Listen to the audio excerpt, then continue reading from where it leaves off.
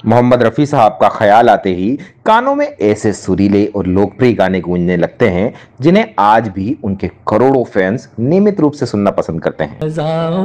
रंग बिखराओ मेरा महबूब, चांद मेरा दिल चांदनी हो तुम। रफ़ी साहब के गाने जितने लोकप्रिय हुए या आज तक हो रहे हैं, उतनी ही लोकप्रियता रफ़ी साहब की भी बनी हुई है। फैंस उन्हें अब तक इसी वजह से याद करते हैं कि वो बहुत सज्जन और चमक दमक से दूर सादा तरीके से जीने वाले इंसान थे।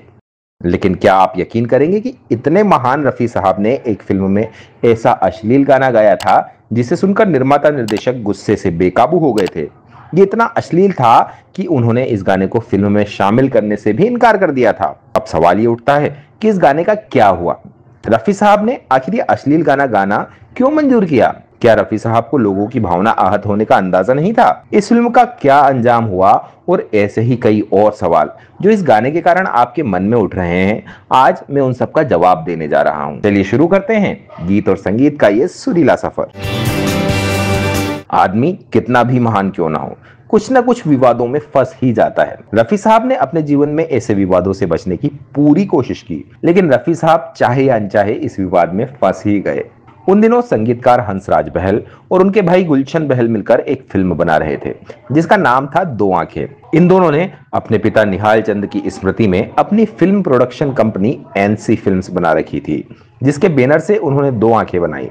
इसमें रेखा और विश्वजीत चटर्जी का लीड रोल था, जबकि बाकी कलाकारों में देव मुखर्जी, अशोक कुमार और बेबी नाज जैसे नाम शामिल थे। ये फिल्म बॉक्स ऑफिस पर असफल साबित हुई और गानों को भी किसी ने नोटिस नहीं किया था, क्योंकि इसका गीत और संगीत बहुत ही साधारण थे। तन तेरा चिकना चिकना चिकना कमल के फूल जैसा, उतना तो दूर दूर जाए उतना ही गोरी दुख पाए, शोर न मचा ना तो।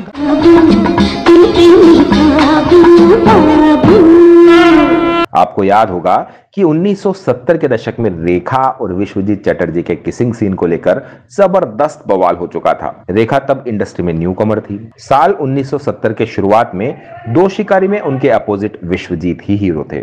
इसमें एक सीन की शूटिंग के दौरान वो करीब 15 मिनट तक रेखा को किस करते रहे और डायरेक्टर राजा नवाथे ने कट भी नहीं बोला। रेखा तब 15 साल की नाबालिग एक्ट्रेस थी। अपने साथ हुई इस चीटिंग के कारण वो सेट पर ही खूब रोई। जब ये खबर बाहर निकली तो इस पर बड़ा विवाद हुआ। ये विवाद उन दिनों फिल्म मैगजीन्स में खूब सुर्खियों में रहा। इस पर विदेशी पत्रकारों ने भी आर्टिकल लिखे।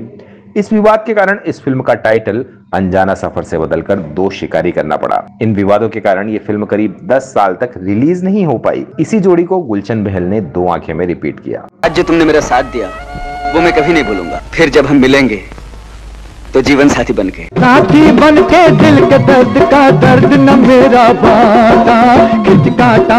दरअसल उन दिनों रेखा बॉलीवुड में बोल्ड एक्ट्रेस की तरह पेश की जा रही थी। वो इंडस्ट्री में नहीं थी, लेकिन अपने ग्लैमरस अंदाज और बोल्ड एक्सप्रेशंस की वजह से वो लगातार सुर्खियों में थी। दो आंखें में भी रेखा के बहुत बोल्ड सीन्स थे।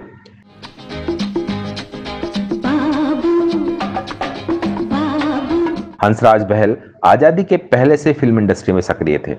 वो पाकिस्तान के शेखुपुरा के जमींदार थे और फिल्मों में काम करने के लिए अपने साथ अपने छोटे भाई गुलशन और गीतकार वर्मा मलिक को मुंबई लेकर आए थे। उन्होंने दो आंखें में मोहम्मद रफी साहब को लीड सिंगर और आशा भोसले के साथ मीनू पुरुषोत्तम को फीमेल सिंगर लिए। अजय बोस इस फिल्म के निर्देशक थे, जिन्होंने फिल्म को हिट बनाने के लिए तमाम फॉर्मूले परोस दिए। उसी तरह वर्मा मलिक ने भी चलताऊ और भड़काऊ गाने लिखे, जिनमें से 3 गाने रफी साहब ने गाए। उनके साथ उनके 2 गाने सोलो थे और एक में उन्होंने मीनू पुरुषोत्तम के साथ ड्यूएट किया था। इसके अलावा एक गाना आशा भोसले जी की आवाज में था।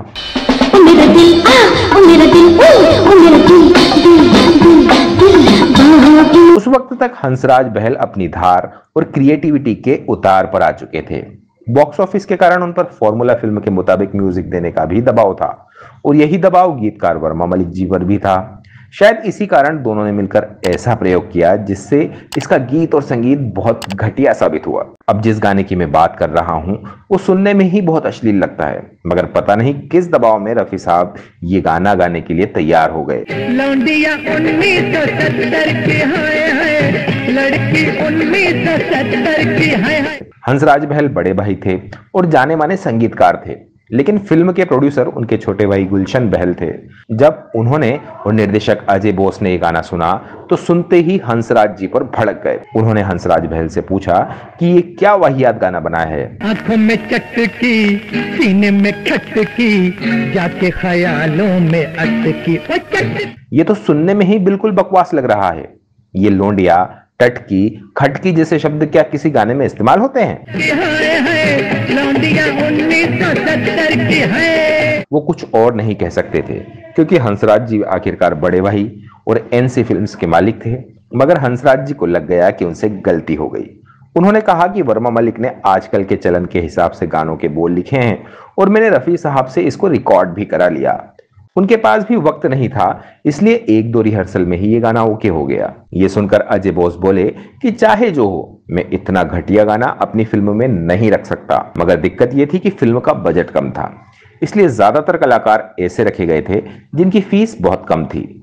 इसी तरह फिल्म के गीत संगीत का भी बजट बहुत मामूली था।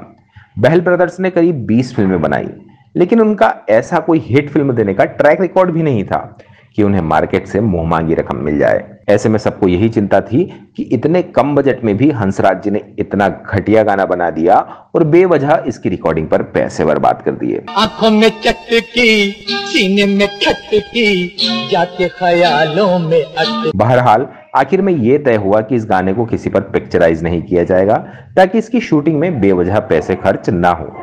यह फिल्म जैसे ही रिलीज हुई वैसे ही पर्दे से भी उतर गई। किसी ने इसको नोटिस नहीं किया और ना ही इसे दर्शक मिले।